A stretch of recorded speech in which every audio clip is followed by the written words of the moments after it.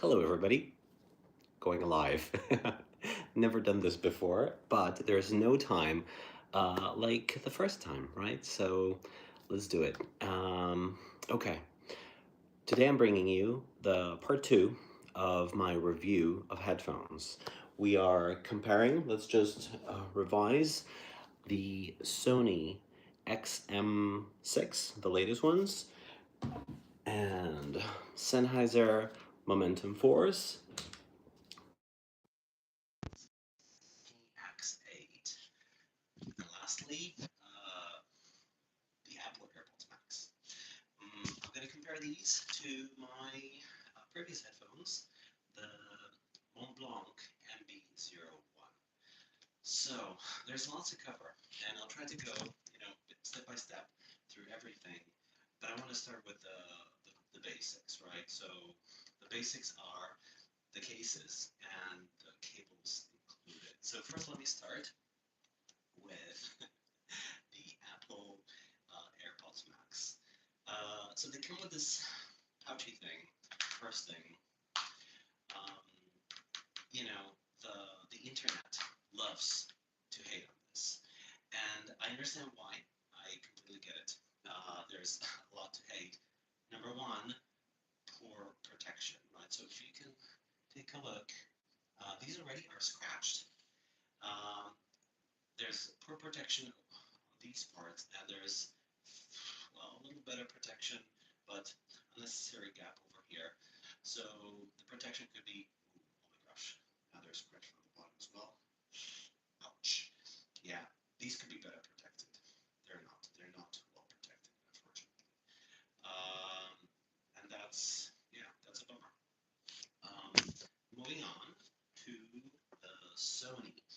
Now, the Sony come with a case, but I have to say I am not a huge fan of the folding mechanism. So inside you have an indication that this is right, this is left, but when you take them off and you're like, okay, so this is right, that's left. So how exactly does it go? It doesn't make a lot of sense. So every time you go through this little puzzle, trying to figure out how to put them into your box, and that should not be that complicated. Moreover, this bit over here, that's a perfect spot. When you take them out, you want to just undo this. This is where your skin is going to get trapped frequently. I hate it. As far as the cables, so it comes with two cables, a tiny, pathetic short USB-C to USB-A. Imagine you have just a charger brick, right, not a computer or something. Uh, is it going to be hanging from the wall? I don't know how they imagine this to work, but it's just not very user friendly. Also, the space here it's very small. It's tiny. The other cable is your audio cable, the 3.5 to 3.5 headphone jack, because you can actually use these in passive mode, meaning without the battery being drained. Unfortunately, this reveals their true quality, which is terrible. It's quite terrible. It's not a good sound quality. Maybe sound quality is something where I can stop by for a sec. Mm, so, sorry, I'm a little bit nervous. It's because it's live. I guess that's why. Out of all of these headphones, these sound the least interesting, the least engaging, a little sterile, I have to say. Also, the highs are a tiny bit veiled, and you can hear it, especially when you compare it to all the other headphones that are much less veiled.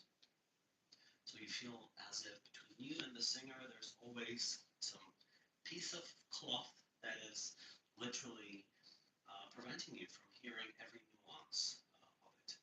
Mm. However, they do have some good sides. Because of their sterile experimentation, if I can put it that way. They are not terrible for movies. Apologies, because it kind of separates the voice a little bit from other parts of the music or the movie, and so intelligibility of the voices is not terrible. However, the build quality is really bad. This is plastic upon here are very similar to have here at the top. It's not really pleasant to touch, and when you put it on your head, you sweat quite a bit, and it leaves this all oily and wet, and yeah, I mean it's not leather, so it's plastic, and that's what plastic is like. Other than that, the case is fairly basic, very generic. None of this feels like a premium headphone, I have to say. It doesn't feel like a 450 euro headphone. It feels more like a 150, and I'm being very generous there.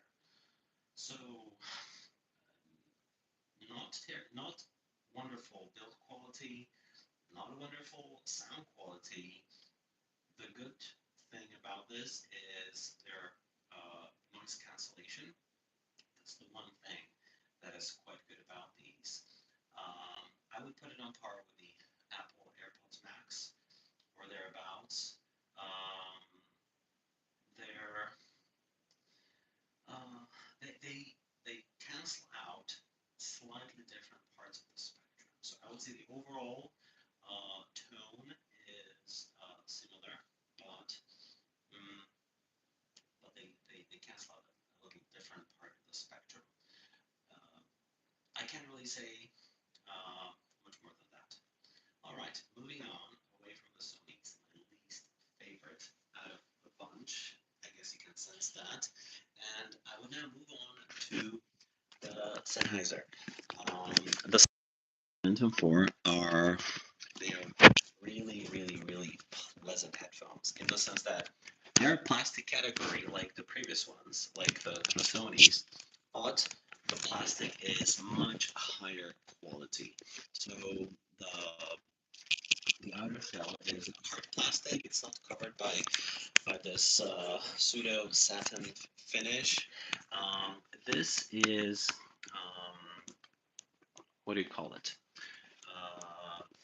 Oh my gosh. Help me out here. So this is pleather, and this is not pleather. Silicone. Thank you.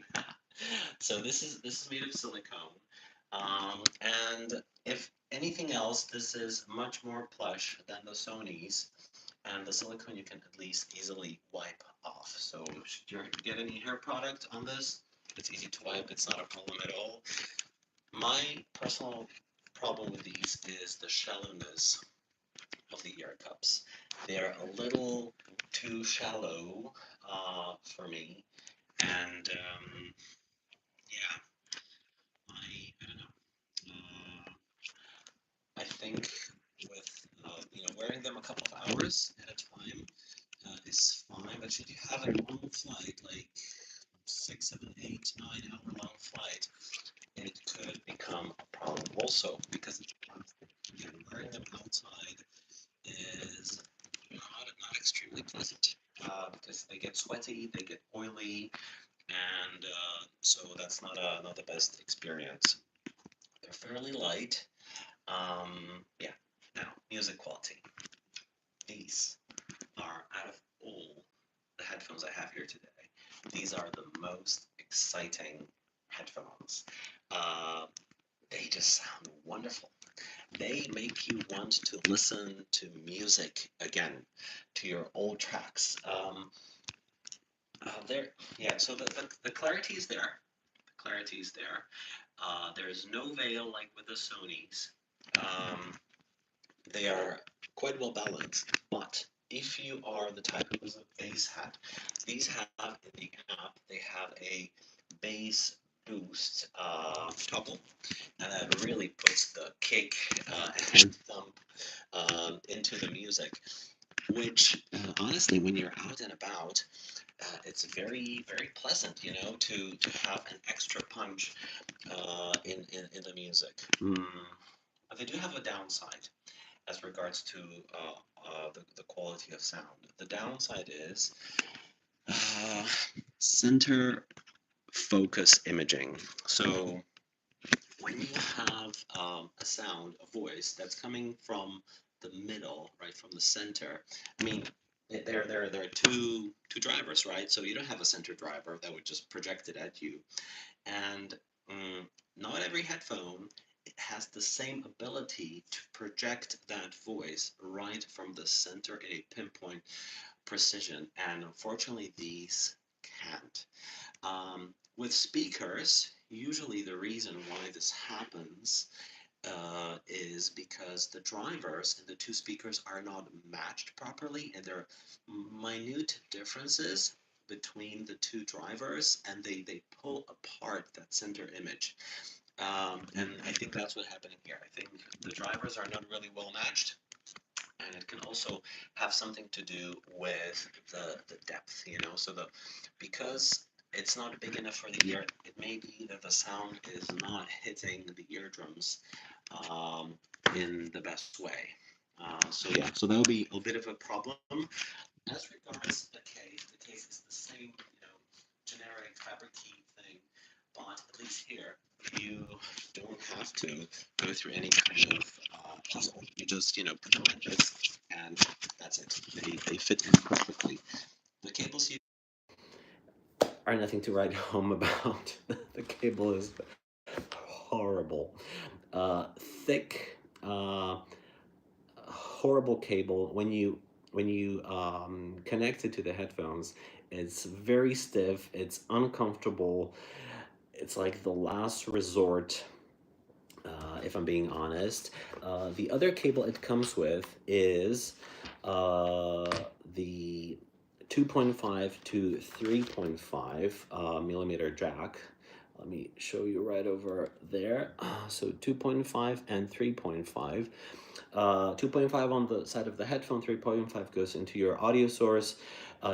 These you can also use without amplification from the headphone, so in a passive mode. However, they don't sound good. They don't sound good at all. They sound less terrible than the Sonys, but they really, really, really do not sound good. Which goes to explain that both the Sony and the Sennheiser don't really have high quality drivers. The magic is all done in the DSP and the electronics, but it's done a little better on the Sennheisers than it's done on the Sonys. Yeah, these are less veiled and so much more fun and interesting and engaging. But for movies, that lack of center imaging is a little, yeah, it's missing. It's just missing. I wish it was better. But with that extra punch, they're very, very fun to listen to outside. While I'm on this topic, I should probably mention the noise cancellation on these. So, noise cancellation has two main aspects, which is how much does it cancel out the noise? That's one. But the other one is how much cabin pressure that noise cancellation gives you.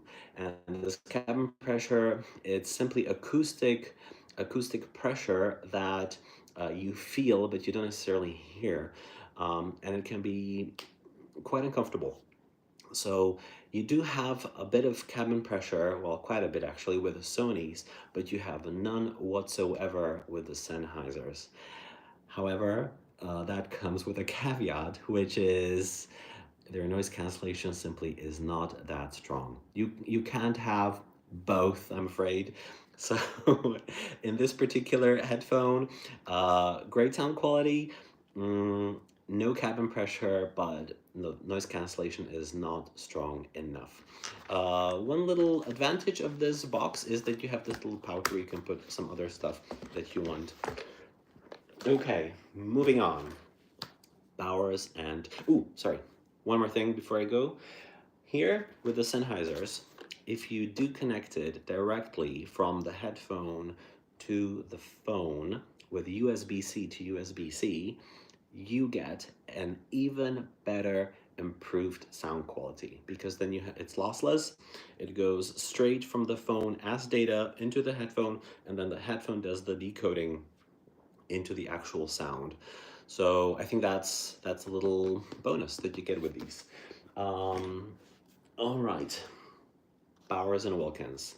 So, Bowers and Wilkins, out of all of these headphones, I would probably tend to say that these have the best build quality. Really, the best build quality. Um, your head is only touching pure leather. So leather on the ear cups, leather on the headband. It's just leather. It's really, really nice. Very, very pleasant. Mm, Unfortunately, they they just don't look good. I mean, when I put them on the head, this bit over here, there's just too much space, and I feel that I look retarded, like completely retarded. I don't know if that's politically correct way of saying it, but that's how I feel. I feel like a little kid that's from the slow school with a popsicle wearing these. I don't know. If this was attached to a different piece, maybe somewhere closer to here, that would have been much better. But that's not how it is. So yeah, you have to always choose between different advantages and disadvantages. Um, a good thing is the controls. This on-off switch is a sliding control, and I think that's really cool because it's very easy. Just flip it, it's on, flip it down, it's off. You don't have to like press and wait like with all the other ones. um, Maybe one more thing to add: all these ear cups are replaceable on all of these headphones, so they should last a fair bit, but you don't have to worry, they are all replaceable, so that's a good thing. um, Cup size, I do feel my ears squished in the Sennheisers. I feel it a little bit less in the Sonys, and here I feel it even less so. However, the way how these are designed is that this part goes behind your ear. So you feel that your ear is inside of this space over there, and I think it could become bothersome with time. Okay, now sound quality. Center imaging, this is really good. Very, very nice for center imaging, so brilliant for watching movies. However, okay, no, before the however. Also, very nice, fun bass. It has a good punch, not as much punch as the Sennheisers. The Sennheisers give you a little bit of a subwoofer feeling. So these don't have that, but there is plenty of punch, and I would say a million times more exciting than the Sonys. A little bit less exciting than the Sennheisers, and yeah, they're also more exciting than the Apples. The problem. The problem is with vocals and trumpets. They have a little bit of a nasally feeling to it, nasally sound, and if you know what it should sound like, what you're listening to it through these is just gonna feel a little out of place. So that's a problem. Second problem, their space, the way how they render space, it's a little claustrophobic. It's a little cavey. You feel like everything is like this small. There's no sense of anything anywhere, which yeah, it can become bothersome for some tracks. Now, there are tracks where that's a good thing, right? All of your, like a singer-songwriter, where there's a voice and a piano, and it feels also, close and cozy. That's awesome. But unfortunately, for a lot of music, that just doesn't sound too great. So yeah, that's too bad. Um, the case is, you know, from the outside, I like this fabric a little bit more than the other ones. It's pure black, but in also the way how you put them in, it's very easy, simple. You just make them small and they're right there. No puzzle solving. And the cables go into this spot over here at the bottom. There are two cables. One is a USB-C to 3.5 millimeter jack, and one is a USB-C to USB-C. This cable is a little bit less stiff than this one. Um, Nothing to write home about, nothing special about these. They are just really basic cables. I wish these companies would, you know, provide you with at least some nice cables for the money, but the headphones feel very premium. The case on the inside is okay. It's a little plush, unlike the other ones. But yeah, other than that, it's not a special case at all. So yeah, the sound, very nice for movies, nice for music, with a tad tone of this nasal sound, and fun bass, but not as punchy as the Sennheisers, and overall not as exciting as the Sennheisers, but much more exciting than the Sony, I have to say. Okay, moving on to the Apple AirPods Max. So here, I would say the noise cancellation is the strongest, or as strong as the Sony, but with a little bit more cabin pressure. And the cabin pressure is, it can be a little bothering. That is, until you turn on the music. So if you don't listen to music and just want some peace and quiet, the cabin pressure is a bit too much. But when you turn on the music, it kind of disappears, I would say. The sound with these, I would say these have the best center image focusing, where the voices are straight, pinpoint in the center, as they should be. And that also kind of tells more about how they render the sounds. Every voice, every sound, every instrument is very well separated from each other, and they kind of give it a little bit of gloss around it, a bit of space between all the instruments. It gives you a sense of, you know, like you see better into the music, and that's a very pleasant feeling. They can kick a punch, but there's no manual, you know, control where you can really add more bass should you wish to, like the Sennheisers. And yeah, when you direct compare with the Sennheisers, they don't have that bass. It's not a bad bass. It's about on par with the Sony, a little bit less exciting than the Bowers and Wilkins, but yeah, it's just how it is. So you have to make the choice here yourself, where the pros and cons are. Okay, now, lastly, comparison with my trusty headphones that I've had for a bit over 4 years now, the Montblancs MB01. These are the lightest. The materials are just the best. It's just the best leather out of any of these. The most plush, the most comfortable, the biggest ear cups. Really, I mean, also the metal finish over here, it really is the highest quality. Plus the cables you get, you know, like they're color matched, and the tips of the cables, you know, they are also shiny silver, matched with the headphones, as you would expect it. It's, you know, matching the same finish, matching the same color, but none of the other companies do it. This is the only one.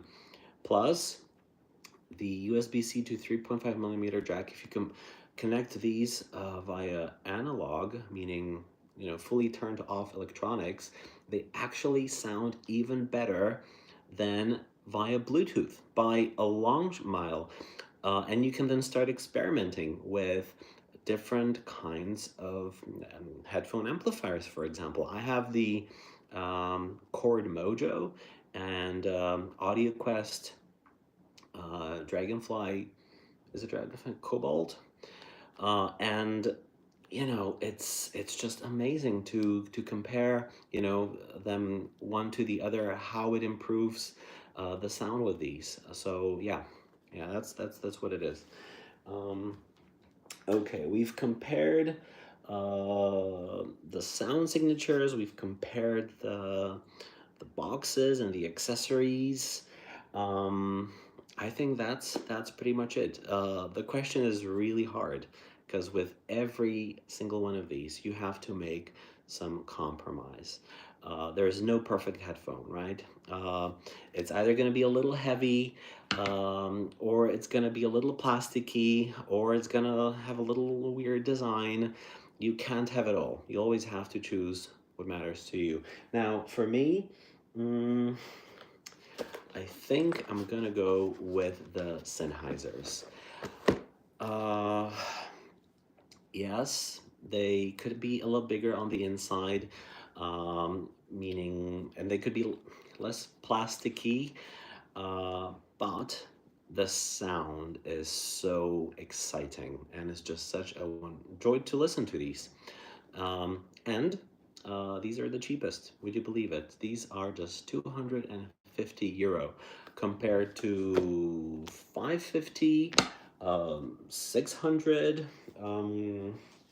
450, and the Bowers and Wilkins are depend. I actually now there is a special offer on these for around 330 on Amazon. I've seen, yeah.